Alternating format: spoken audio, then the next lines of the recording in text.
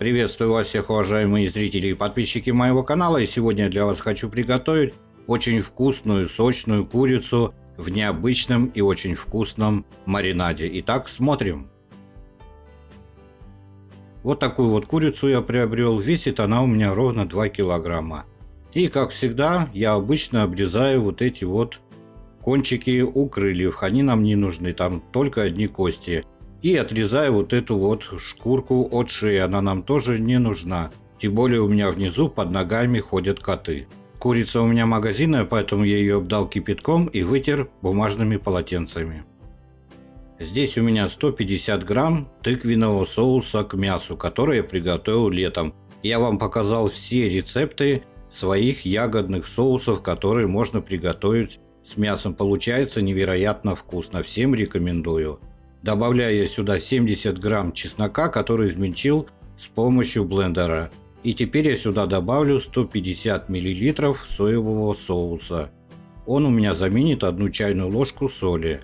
И добавляю я сюда приправы, 1 столовую ложку. Я использую приправы для барбекю. Очень хороший набор. Добавляю 1 столовую ложку копченой паприки. И теперь я сюда еще добавлю 1 чайную ложку такую полную своей домашней горчицы. Она придаст остроту этому соусу. Добавляю 1 чайную ложку соли и хорошенько все перемешаю. Переложил я курицу вот в такую чашу. И теперь я сюда добавляю наш прекрасный вкусный соус. И теперь хорошенько я полностью обмажу этим соусом всю курицу. Как снаружи, так и внутри. А потом либо накрою крышкой, либо затяну пищевой пленкой. И уберу на всю ночь и дам хорошенько промариноваться курице.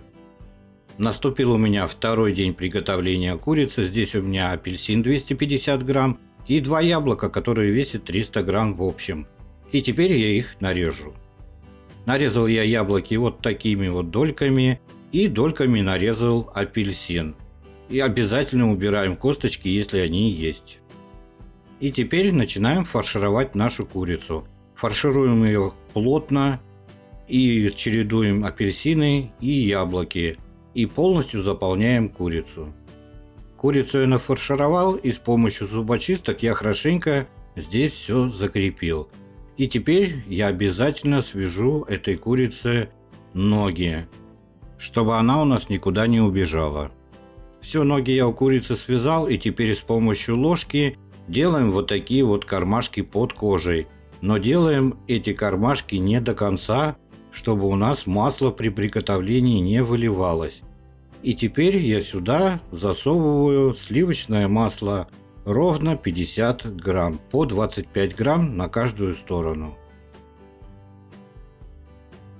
Готовить курицу я буду вот в такой вот утятнице. Хорошенько ее обмазываем нашим соусом очень вкусным и отправляем ее в заранее разогретую духовку до 190 градусов, а по времени вам потом скажу, сколько у меня вышло и что мы будем делать при ее приготовлении.